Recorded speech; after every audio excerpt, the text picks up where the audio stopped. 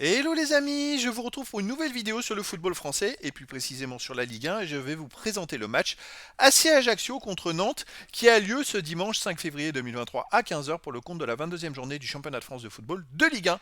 Donc Ajaccio c'est le 17e du championnat qui reçoit Nantes le 13e. Je vais revenir sur le classement des deux équipes et les statistiques en Ligue 1. On verra tous les buteurs et les meilleurs passeurs de ces deux équipes, tous les joueurs qui ont au moins 2 buts et 2 passes décisives. On verra les 10 derniers résultats, ça permet de voir la forme du moment. Et à la fin, on parlera un petit peu des compos d'équipe possibles, probables, avec les tactiques. Bon, ça peut évoluer d'ici le début du match, mais ça nous permettra d'avoir une idée, une tendance à ce match. Alors, Ajaccio est donc 17e, donc premier relégable, avec 18 points en 21 matchs, 5 victoires, 3 nuls, 13 défaites, 18 buts pour, 37 comptes de moins 19 de goal average. Ils ont un très mauvais goal average, mais ils sont seulement à 1 point des places non relégables. Donc, voilà, il y a quand même bon espoir pour la suite, c'est encourageant. De son côté, Nantes est 13e avec 22 points en 21 matchs, 4 victoires, 10 nuls, 7 défaites, 21 buts pour, 26 comptes, moins 5 de goal average.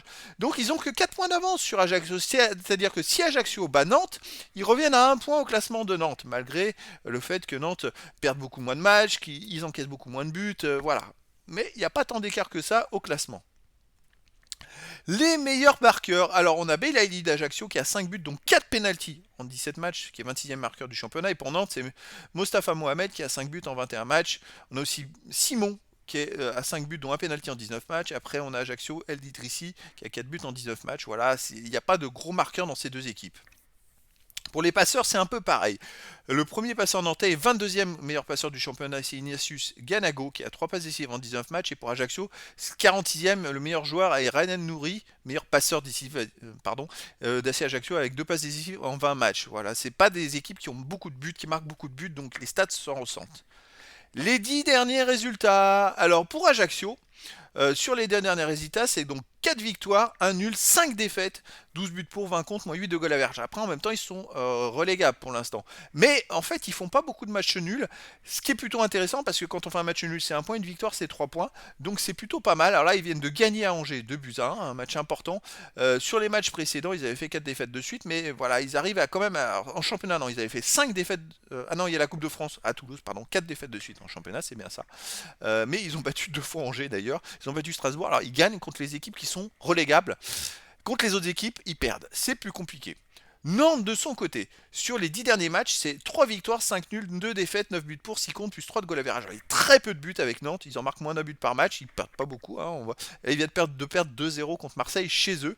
Mais vous voyez, ils prennent très peu de buts, 6 buts en 10 matchs. Alors sur les matchs précédents, je crois qu'ils étaient restés sur 7 matchs de suite sans encaisser de buts, ce qui est assez exceptionnel. Match de championnat et Coupe de France compris, parce qu'il y a eu 2 matchs de Coupe de France, mais 5 matchs de suite en championnat sans encaisser de but, c'est quand même une belle performance. Donc là, ils viennent de perdre contre Marseille, qui est quand même deuxième de Ligue 1, mais Nantes est vraiment devenu très costaud depuis la reprise après la Coupe du Monde, ils ne prenaient plus de but, tout simplement. Donc ça va être à souligner, c'est quand même intéressant pour ce match-là. Les compos d'équipe possibles. Tout peut changer d'ici le début du match, bien sûr. Alors, pour Ajaccio, gardien Solacaro.